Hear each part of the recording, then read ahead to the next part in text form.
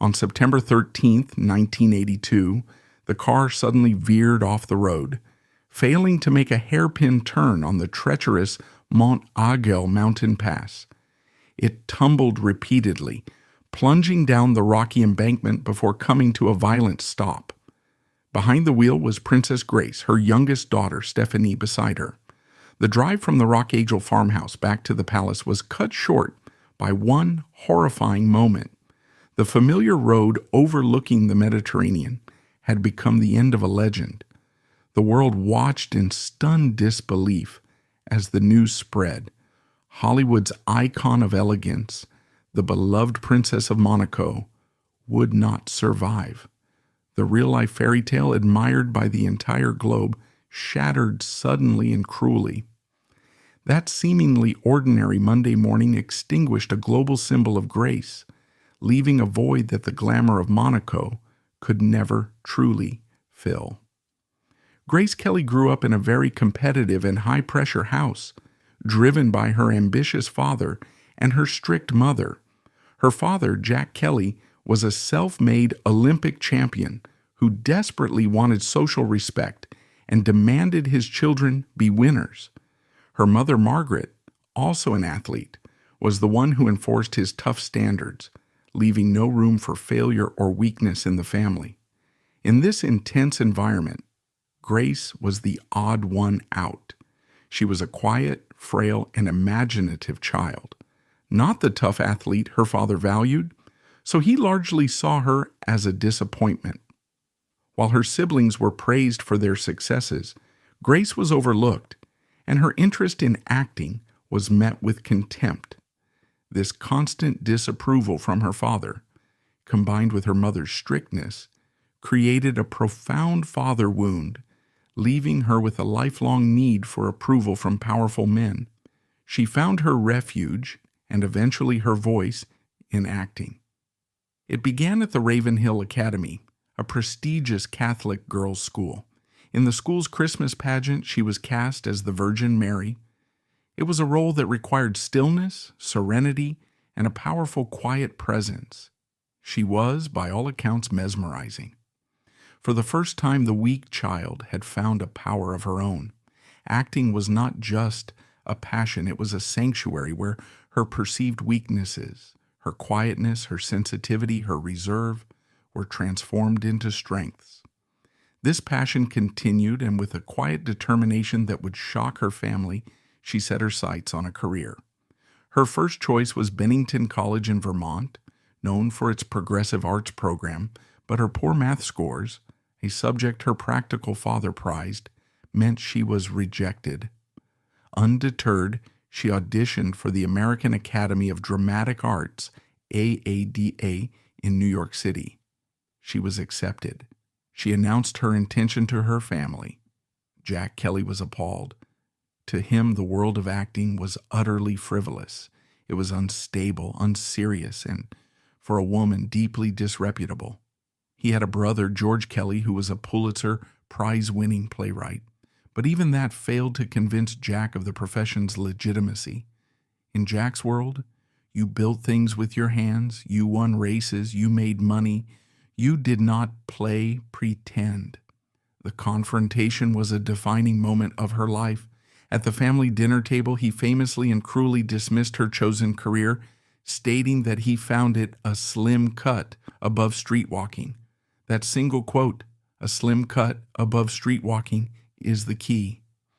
It was more than an insult. It was a complete and total rejection of her very essence. It was the ultimate expression of his disappointment. He was telling her that her passion, her talent, her one true self, was worthless and shameful. But this time, the wound did something different. It lit a fire. Grace, the weak child, the invisible girl, did the single most extraordinary thing she could have done. She defied him. She did not cry. She did not plead. She quietly, calmly, and irrevocably stood her ground. She packed her bags for New York. She would go, even if it meant severing ties with her family. Jack, perhaps realizing he could not break her, begrudgingly relented, agreeing to pay her tuition. but nothing more. She left for New York in 1947, but she carried his disapproval with her like a second suitcase.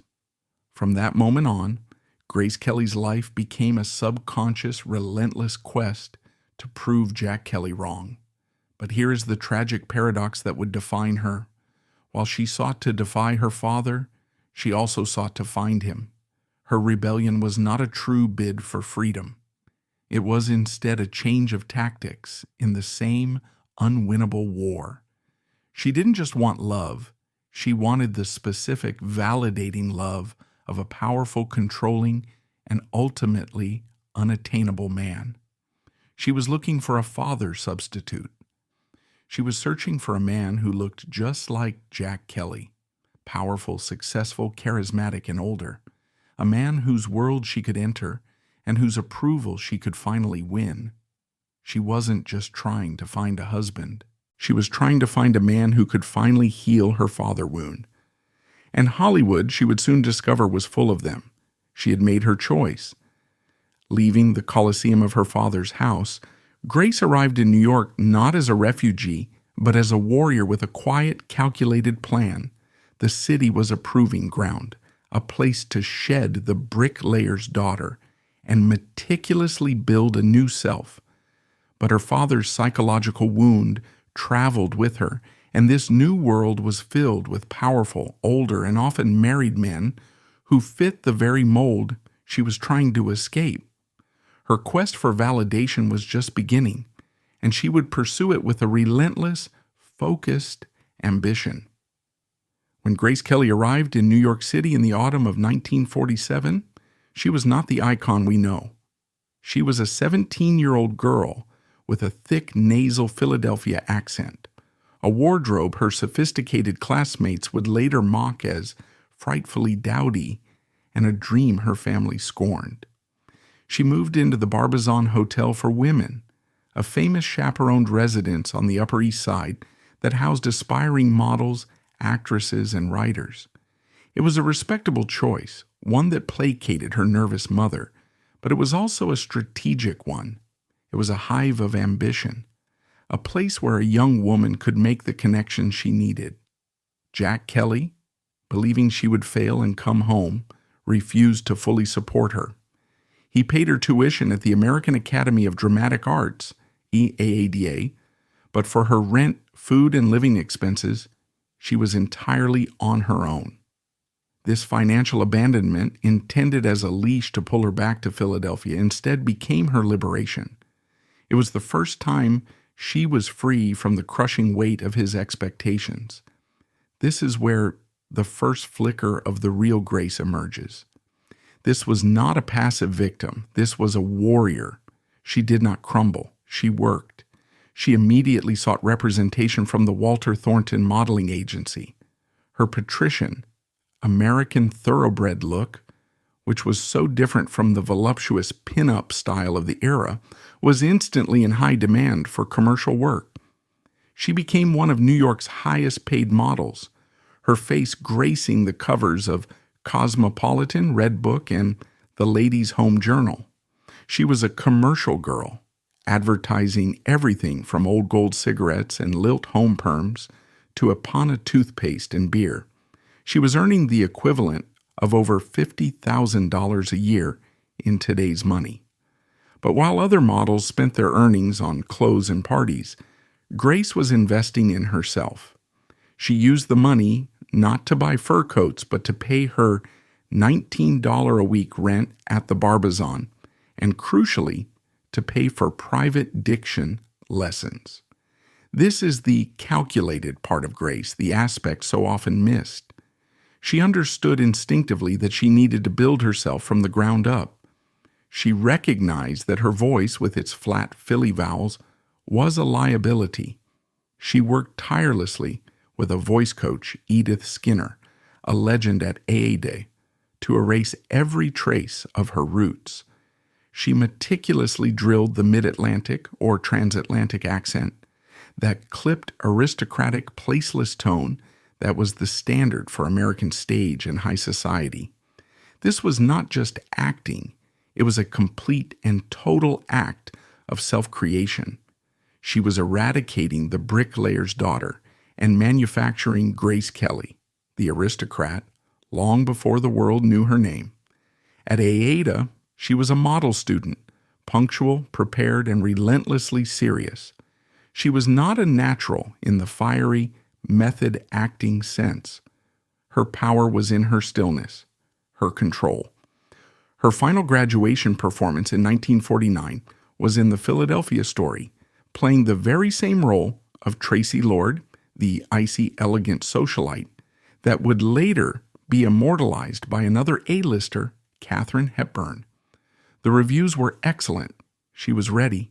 She worked relentlessly, landing roles in the new, burgeoning world of live television. This was the golden age of TV, and it was a grueling, unglamorous, and incredibly demanding proving ground. Actors had one shot to get it right: live on air. She performed in over 60 television dramas between 1950 and 1952, working for Kraft Television Theater, Philco Television Playhouse, and Studio One. It was here she honed her craft, learning technical precision, how to hit her marks, and how to convey complex emotions with the slightest gesture. In 1951, she landed her first tiny film role in 14 hours.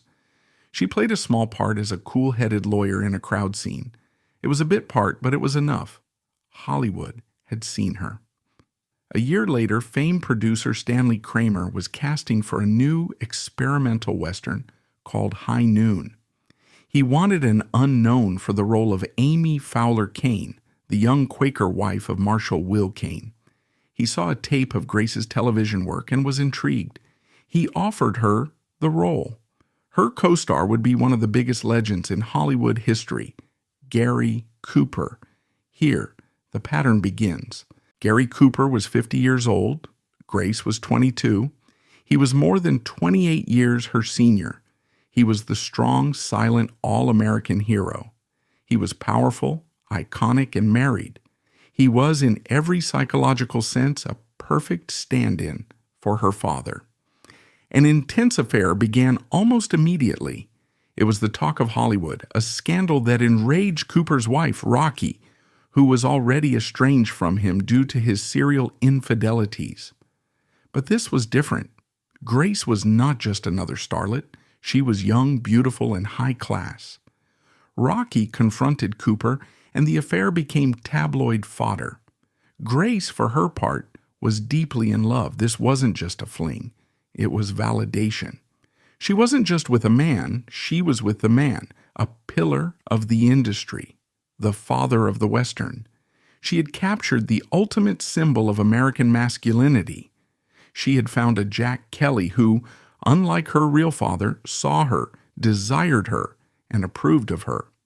The affair ended, as it had to, when the film wrapped, leaving Grace heartbroken but having established the template for her romantic life. Her performance in High Noon was noted for its eloquent stillness, but it didn't immediately make her a star. She returned to television. Then the legendary director John Ford cast her in his epic adventure film, Mogambo.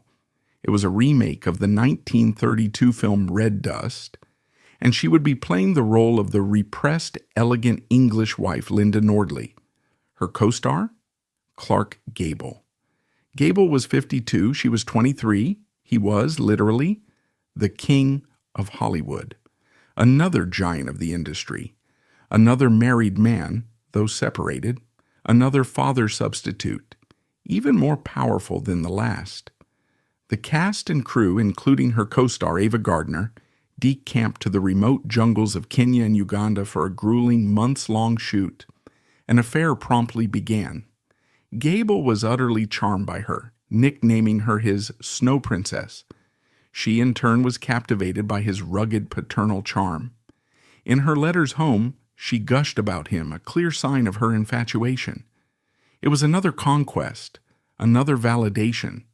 But it was on this set that her true destiny arrived. Another visitor to the location was the director, Alfred Hitchcock. Hitchcock was preparing his next film, Dial M, for Murder, and he had seen Grace's screen test for another film. He was not impressed. Then he saw her in High Noon. He still wasn't sold. He saw her as a little mousy. But when he visited the Mogambo set and saw her in person, he saw something else entirely. He saw the cold fire. He saw the icy, aristocratic surface and sensed the raging passion underneath. He saw the contrast between her prim, ladylike demeanor and the rumored affair with the king of Hollywood. He called it sexual elegance. He was, in his own words, a man of great taste, and he had just found his perfect, malleable, icy hot blonde. Before Hitchcock could claim her, however, her performance in Mogambo earned her a Golden Globe for Best Supporting Actress and her first Oscar nomination. This caught the eye of the biggest studio in Hollywood, MGM. They offered her a 7-year contract, and seeing it as the pinnacle of success, she signed. It was a decision she would come to regret almost immediately. MGM, the studio of more stars than there are in heaven, didn't know what to do with her. They saw her elegance, but missed her depth. They wanted to cast her in frivolous costume dramas like The Student Prince, which she turned down flat. She was a serious actress from the New York stage, and they were treating her like just another pretty face. Then Hitchcock called. He wanted her for Dial M for Murder. The film was a stagey, dialogue-heavy thriller, shot in 3D, but it introduced the world to the Hitchcock blonde. He meticulously controlled her look, famously dressing her in drab, muted colors at the beginning of the film, and gradually transitioning her to bright, vibrant reds and blues as her character's passion and desperation grew. Her co-star was Ray Milland. He was 47, she was 24. He too was married, and he too became obsessed with her, leading to another intense on-set affair. The pattern was now a habit. She was conquering Hollywood's fathers, one by one. Hitchcock, however, was different. His obsession was proprietary, not sexual. He was, in his own way, another father substitute, but a creative one. He wanted to mold her, to direct her, to control her image. He found his ultimate canvas in their next film, Rear Window, 1954. Here, she was Lisa Fremont, the high-fashion goddess who is also a daring thrill-seeker, breaking into a suspected murderer's apartment. She was, in short, the perfect fantasy. The woman who is a lady in the drawing room and an adventuress in the bedroom.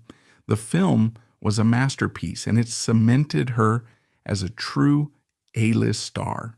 She made 2 more films that year. The first was The Bridges at Toko-Ri with William Holden. He was 36, married, and a notorious womanizer. An affair began, this one so intense that Holden's wife flew to the set to confront them. The second was Greenfire, an eminently forgettable jungle adventure that was the exact kind of MGM nonsense she despised. She had done it only because the studio had allowed her, on loan out, to make Rear Window. By the end of 1954, Grace Kelly was arguably the biggest female star in the world. She had made 5 films, 3 of them massive hits. She was beautiful, famous, and desired by the most powerful men in her industry. She had defied her father and conquered his world on her own terms. She was the toast of Hollywood. But she was not satisfied. She was a star, but she was still Jack Kelly's weak daughter. And she was still an MGM contract player, being offered scripts she despised. She was tired of being a pretty face. She needed to prove, once and for all, that she was not just a commercial girl, not just a Hitchcock blonde, but a true artist. Then a script landed on her desk, The Country Girl. Grace Kelly now faced the most critical battle of her career. She was holding the script for The Country Girl, a role she knew, with an artist's instinct, was the one. It was Georgie Elgin, the drab, bitter, emotionally exhausted wife of a self-destructive alcoholic performer, a role written for the stage by Clifford Odets. The character was the antithesis of the Grace Kelly brand. She wore frumpy cardigans, horn-rimmed glasses, and a scowl. She was raw, pained, and desperate. This was her chance. This was the role that would prove to her father and to the world that she was not just a pretty face. She was an actress. She took the script to her bosses at MGM. They were furious. They flatly refused. To understand their reaction, one must understand the studio system of the 1950s. A star was not an artist. They were a commodity, an asset to be managed.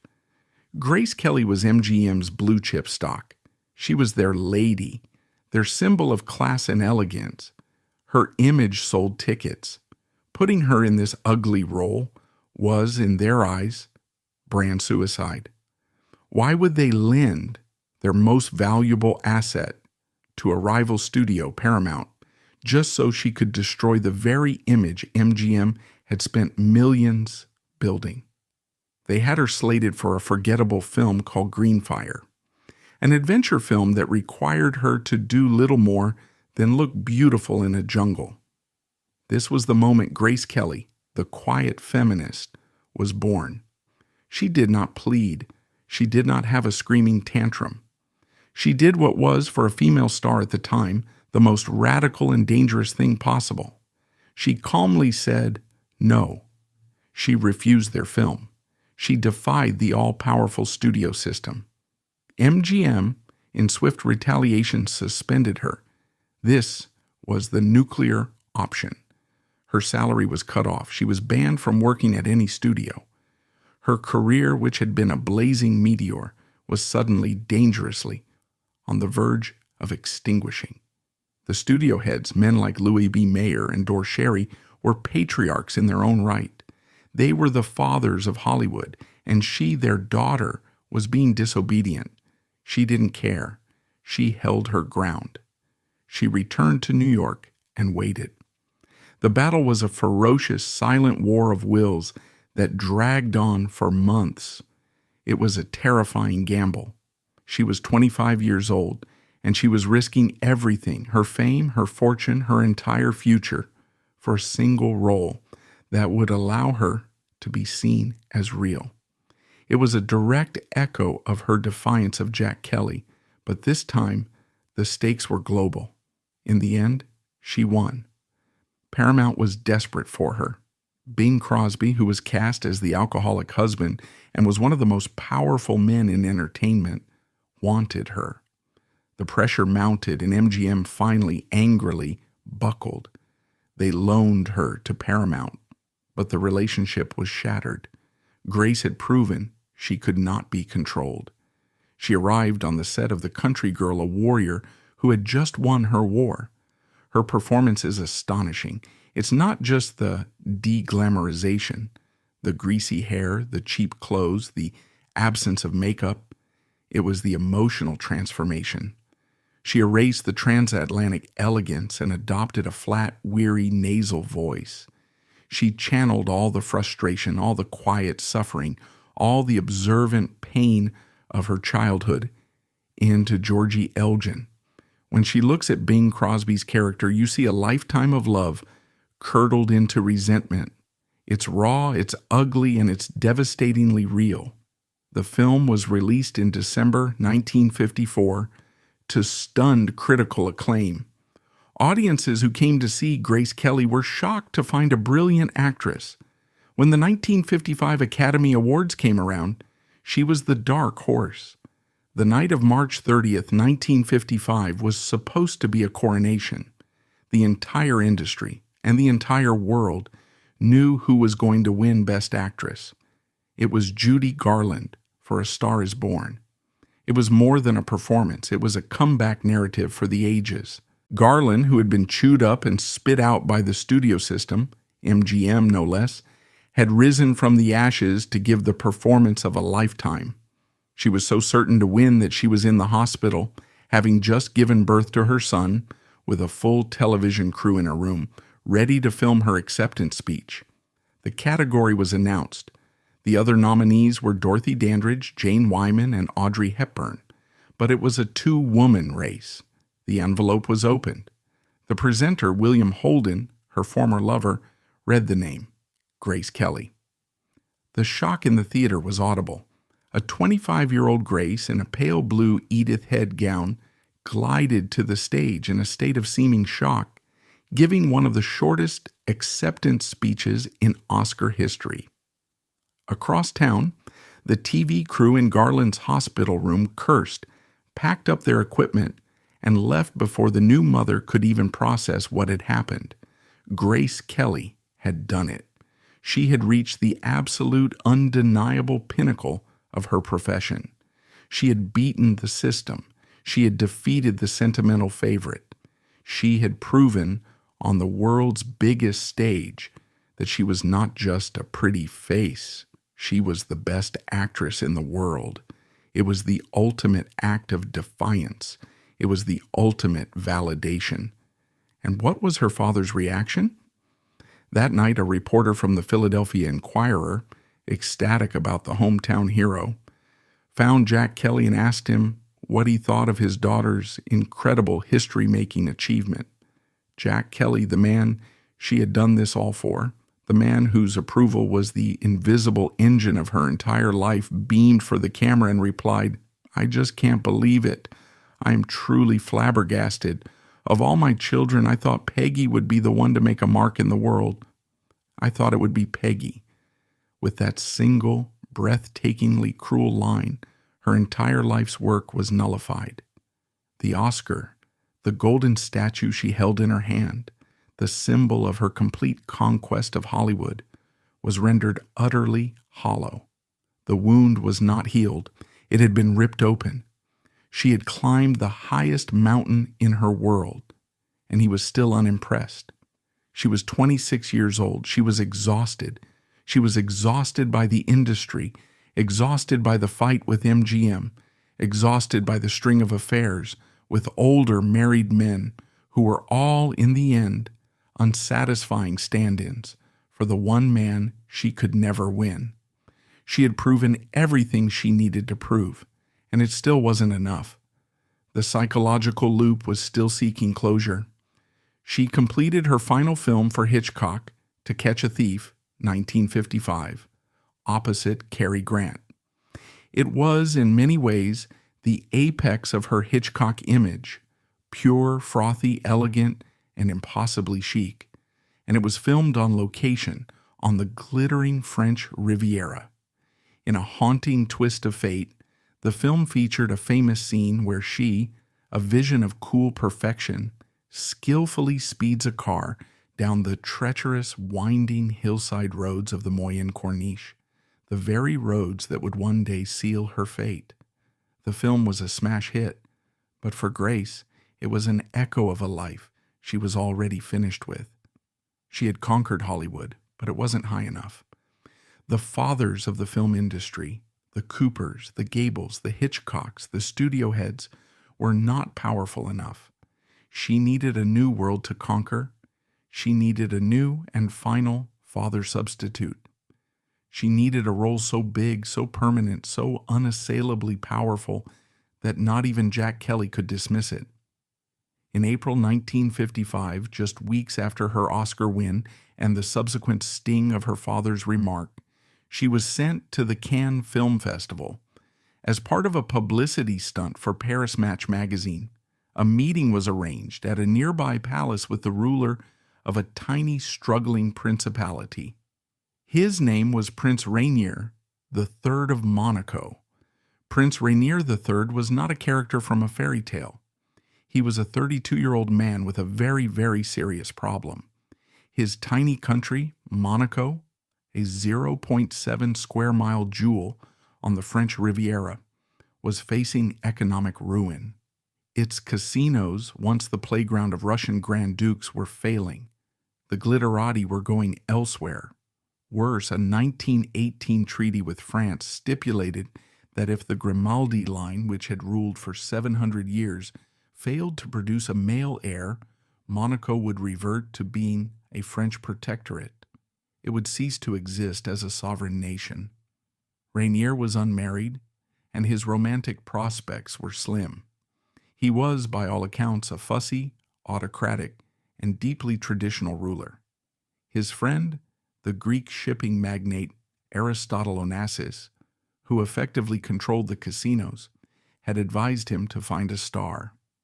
"You need a big name," he allegedly said, "someone who will bring the glamour back." Rainier had reportedly considered Marilyn Monroe but found her unsuitable. He needed a wife, but not just any wife. He needed an heir producer, a Catholic, and a global icon. He was, in effect, casting for the most important role of his life, the Princess of Monaco. When Grace Kelly, the Oscar winner, the Catholic girl from Philadelphia, the American aristocrat, walked into the Palace of Monaco for that fated photo shoot, two very calculated worlds collided. He saw in her the most beautiful woman in the world. He saw an Oscar winner, a devout Catholic, and an American icon who could bring glamour, tourism, and, most importantly, American money and press to his failing state. She was, in short, his salvation. And what did she see in him? She saw the ultimate father substitute. He wasn't just a powerful man in an industry. He was the industry. He was a sovereign ruler. He was older. He was powerful. He was controlling. And he was offering her a role that not even Hollywood could script, the role of a lifetime. She could be a real-life Serene Highness. She could be a princess. This was a role, a title, a position so high that it transcended Hollywood. It was a crown. It was a victory so total that it would finally, permanently, and absolutely prove her worth. This was a man she could not just conquer in an affair. She could marry him. The courtship was a whirlwind, conducted almost entirely by formal stiff letters. By Christmas of that year, 1955, Rainier was in Philadelphia at the Kelly family home, asking Jack Kelly for his daughter's hand, and, according to multiple reports, negotiating a dowry that was reported to be $2 million. The loop was closing. The man who had scorned her career as a slim cut above street walking was now shaking hands with a European prince who wanted to cast her as his leading lady, his princess, for life. The wedding of the century was set for April 1956. Grace Kelly, the actress, was about to give her final public performance. Grace Kelly's final performance as an actress was not on a soundstage. It was a global live broadcast event, staged across 2 days in April 1956. The wedding of the century was, in every sense, the first modern media spectacle. It was a performance she had been preparing for her entire life, the culmination of her quest, and the opening scene of her gilded captivity. She sailed from New York on the SS Constitution, a veritable arc of her celebrity, accompanied by her family, her bridesmaids, 60 pieces of luggage, and her poodle. The ship was mobbed by press boats as it approached the harbor of Monaco, where 1,800 photographers waited. Prince Rainier greeted her on the dock and the performance began. There were 2 ceremonies. The first was the civil ceremony, a dry 16-minute legal proceeding in the palace's throne room, conducted in French.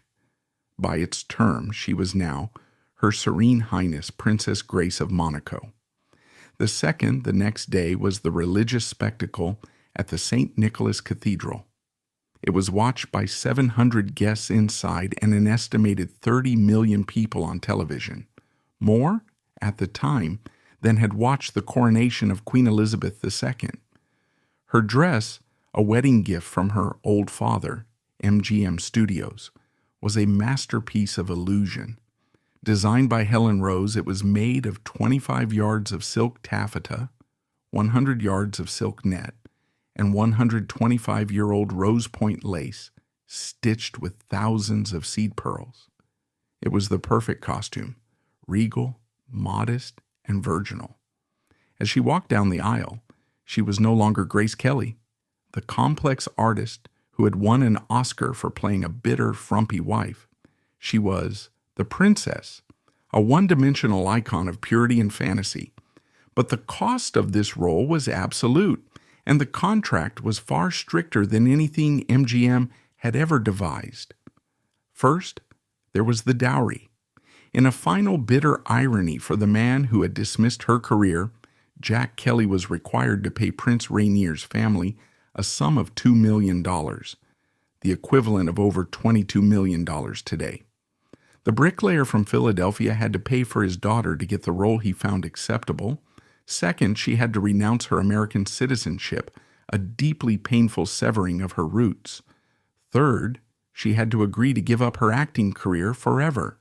This was not a sabbatical. This was a termination. Her new role was to be a full-time princess. To enforce this, her films were officially banned from being shown in Monaco. Rainier, her new husband, did not want his subjects watching their Serene Highness being kissed by Clark Gable or Cary Grant. The artist was to be erased.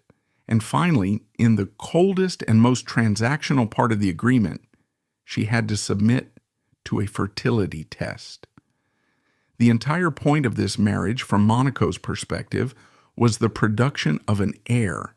If she was found to be barren, the wedding would have been called off. She passed.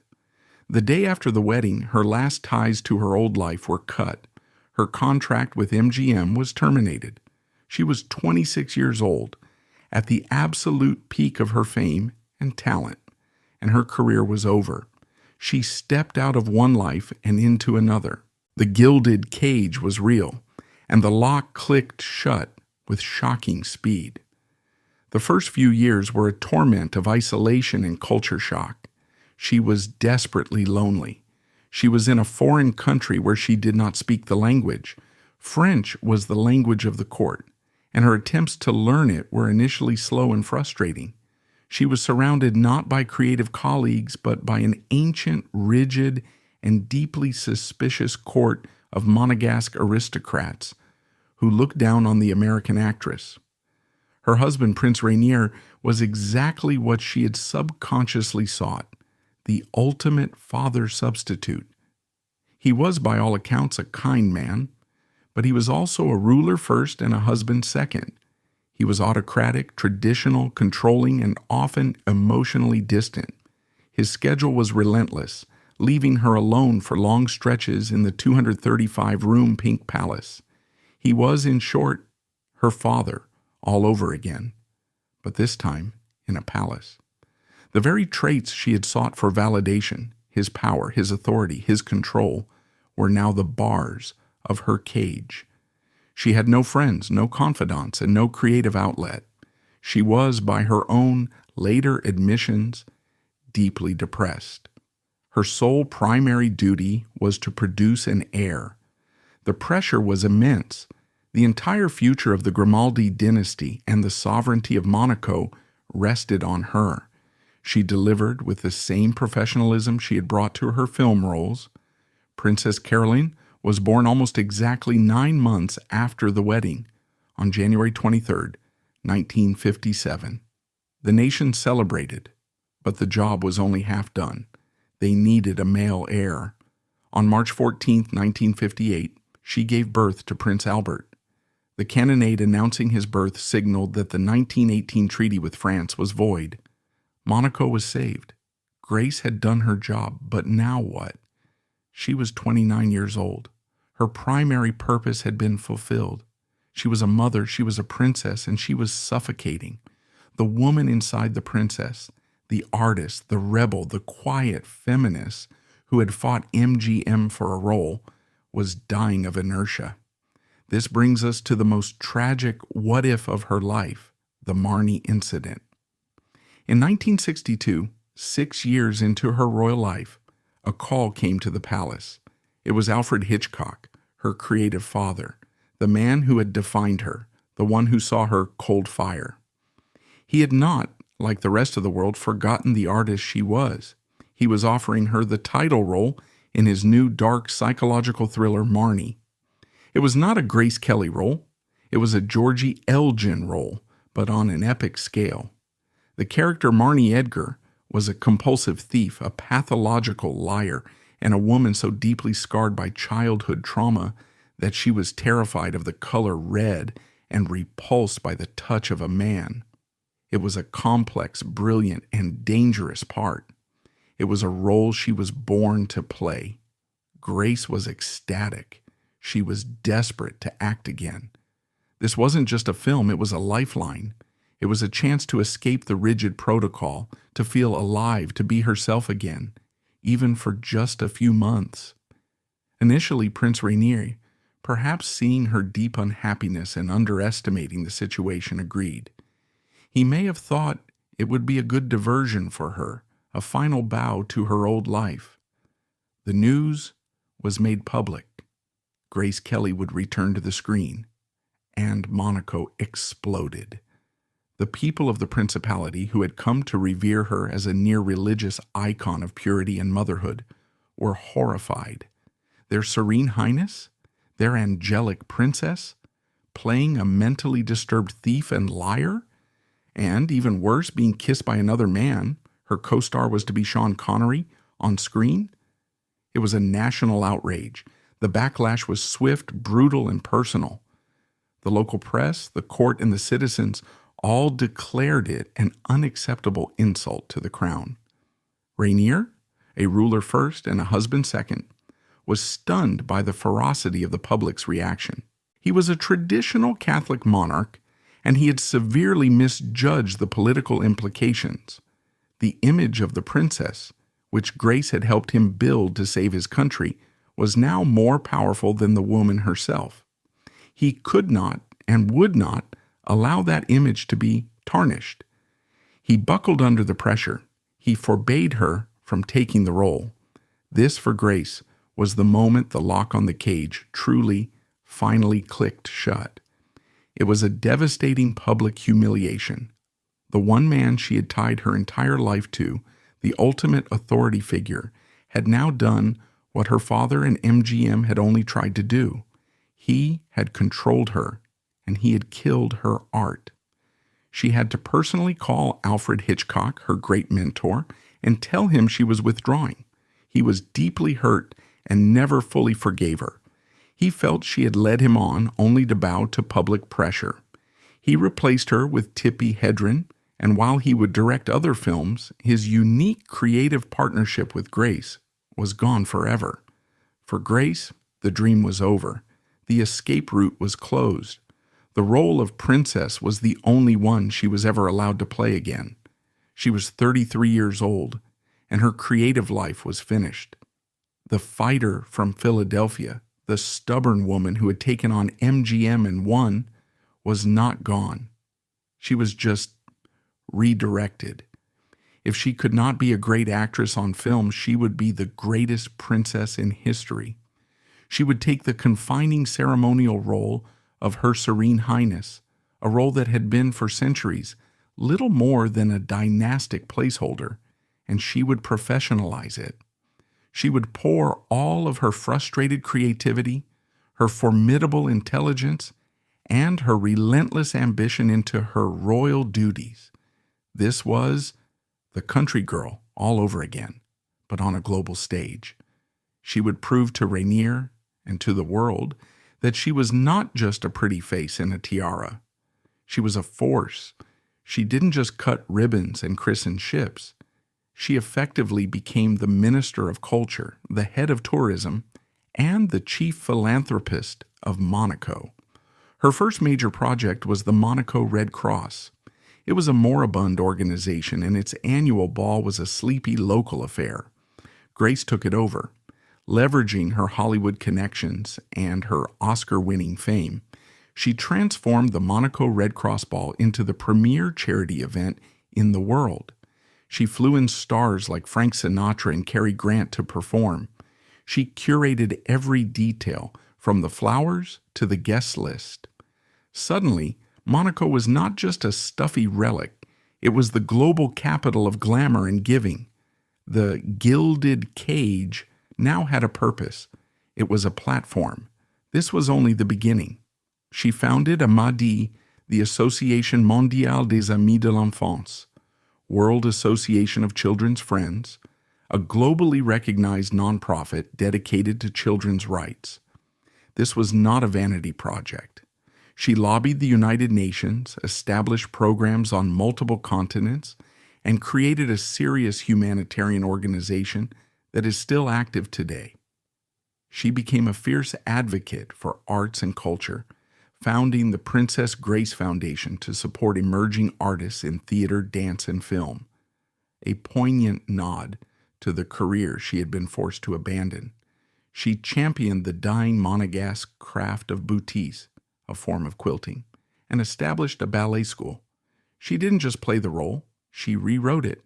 She professionalized the job of princess, turning it from a ceremonial position into a 20th century platform for global good.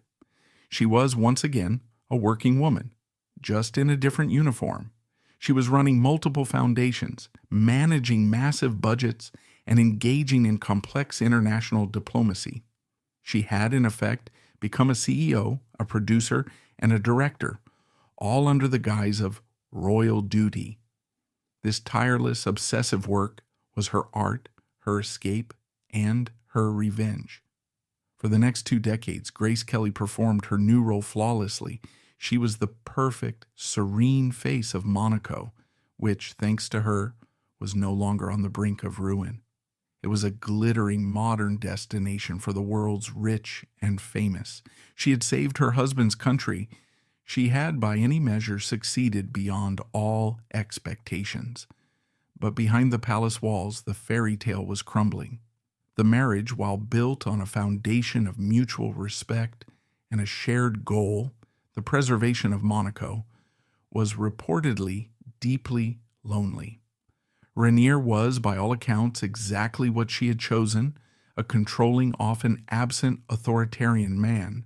He was her father, all over again, but this time in a palace. They were partners in Project Monaco, but as the children grew and the dynastic job was done, they reportedly drifted apart, living increasingly separate lives. He was the ruler. She was the star. He was traditional and sober. She was American and creative.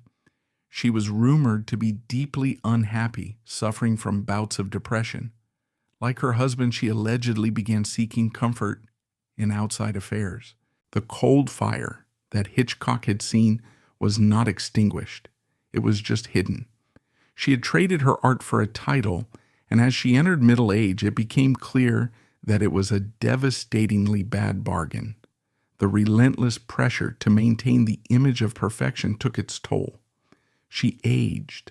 She gained weight, a fact the press commented on with vicious glee. She was no longer the icy vision of Rear Window. She was a middle-aged mother, and the world seemed to resent her for it.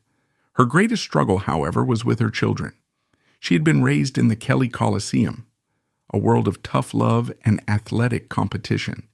She in turn tried to raise her children, Caroline, Albert, and the youngest, Stephanie, with a more American, relaxed style, which clashed directly with Rainier's rigid, European, royal sensibilities. The children were caught between two worlds, and they rebelled. Princess Caroline became a wild child of the 1970s, a fixture in the Paris club scene, marrying a notorious playboy, Philippe Junot, against her parents' wishes. But it was Stephanie, her youngest, who was her shadow and her greatest challenge. Born in 1965, Stephanie was the post-Marnie child, born into the gilded cage.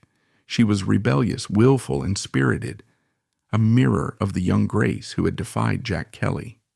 Grace found herself in the impossible position of being the disciplinarian, trying to rein in a daughter who was acting out the very rebellion Grace herself had been forced to suppress.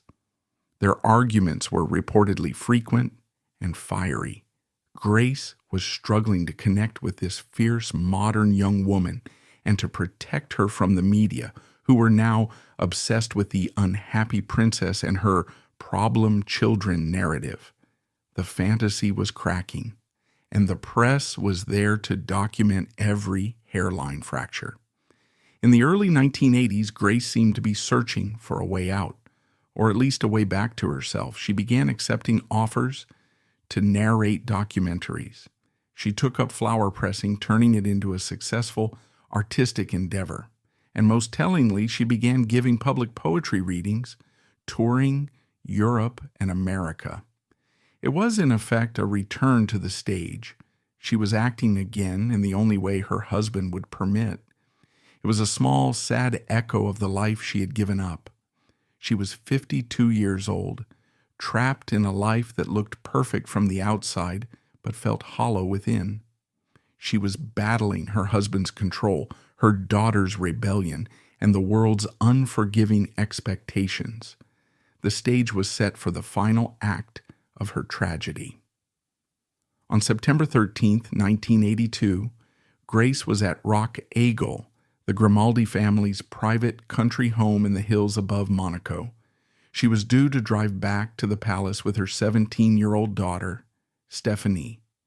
A chauffeur was waiting, but the car, a 10-year-old metallic green Rover 3500, Rover P6, was piled high with dresses and hat boxes for an upcoming trip. Grace, famously an independent and capable driver, insisted she and Stephanie would drive themselves, telling the chauffeur they could manage. The road from Roc Aguel to Monaco is the Moyenne Corniche, a treacherous, winding ribbon of asphalt carved into the cliffs of the French Riviera. It is a road of hairpin turns and steep drop-offs. Hauntingly, it was the exact same stretch of road that she had driven with such icy precision in a convertible with Cary Grant in To Catch a Thief, a scene that had defined her as the ultimate Hitchcock blonde, a woman in perfect control. This time, she was not in control. As the car navigated the sharp curves, it suddenly surged forward, missing the turn. It careened through a low retaining wall and plunged 120 feet down a steep terraced ravine, flipping over and over before coming to rest, crushed in a garden. The initial reports were confusing. Emergency services, alerted by a gardener who witnessed the crash, arrived to a scene of horrifying chaos. Stephanie, bruised, in shock, and suffering a hairline fracture of a vertebra, was pulled from the wreckage, reportedly from the driver's side, where she had been thrown by the impact. Grace was found unconscious in the back of the car, having suffered a massive cerebral hemorrhage. She was rushed to the hospital. She never regained consciousness. The next day, September 14, 1982, after doctors confirmed she was brain dead, Prince Rainier gave the agonizing order to turn off her life support. She was 52 years old. The world was shattered. The fairy tale had ended in a brutal, inexplicable nightmare. But almost immediately, the questions and the dark, persistent controversies began. The most explosive and damaging rumor was that 17-year-old Stephanie, who did not have a driver's license, had actually been behind the wheel.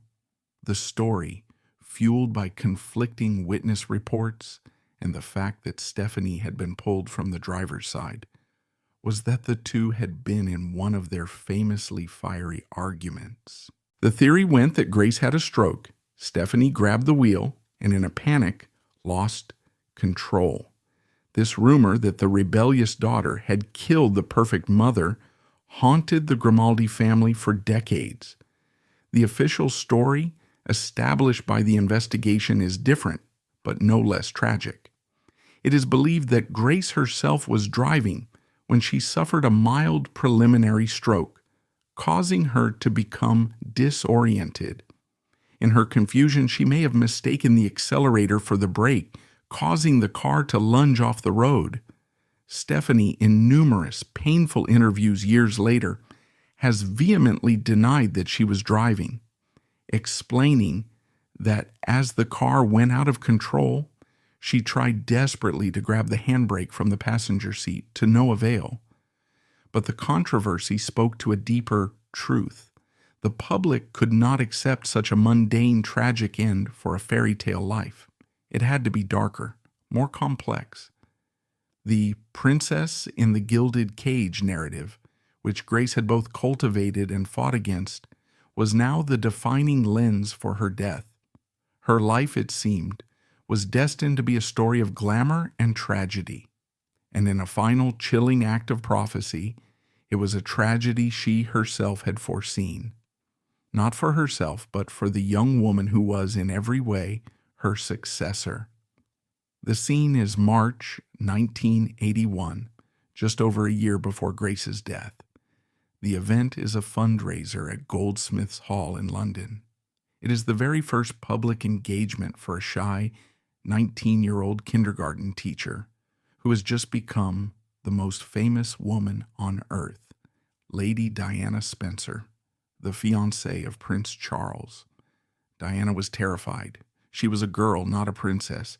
She had chosen a black low-cut dress, unaware that royal protocol deemed black for mourning only. When she stepped out of the car and bent over, the paparazzi flashbulbs, in a moment of cruel intrusion, rendered the top of her dress completely sheer, exposing her. The next day, the scandalous photos were everywhere. Overwhelmed, humiliated, and utterly new to this brutal, predatory game, Diana fled to the ladies' room and burst into tears. A few moments later, the door opened. Princess Grace of Monaco, then 51, a veteran of this decades-long war, walked in. She saw the young girl sobbing. She didn't offer a trite. "It'll be okay." She calmly took Diana by the shoulders, looked her in the eye, and, with the weary, knowing honesty of a ghost from the future, delivered a line that would become a legend. "Don't worry, dear," Grace said, patting her cheek. "It'll only get worse." It is one of the most chilling and poignant moments in modern royal history. Grace Kelly was not being cruel. She was being, for perhaps the first time, brutally honest. She was looking at Diana and seeing herself, the naive girl, the fairy tale wedding, the controlling older husband, the crushing protocol, and the suffocating, relentless, predatory obsession of the media. She was looking at the next sacrificial lamb. She was right. It did get worse. Grace's death in 1982 was the end of one era of celebrity tragedy. But her prophecy to Diana marked the beginning of a new and even more ferocious one. Grace was the blueprint. She was the first normal, albeit wealthy woman to be thrust into this impossible, magical, and toxic world of modern royalty and global fame. She walked so that Diana and later others would have to run.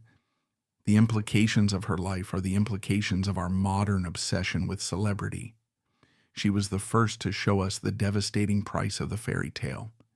And in the final dark parallel of their fates, the two most hunted, most photographed, and most scrutinized women of their time, the woman who gave the warning and the woman who received it, would both meet their end in a car, on a hillside, or in a tunnel, their lives cut short by the very speed and chaos of the world that adored and ultimately consumed them. So, who was Grace Kelly? She was not the Ice Queen. She was not the fairy tale princess. She was a woman of profound contradictions, a quiet rebel who craved the approval of an authoritarian father, an artist who traded her art for a title, a quiet feminist who fought one of the biggest studios in the world only to surrender her freedom to one man.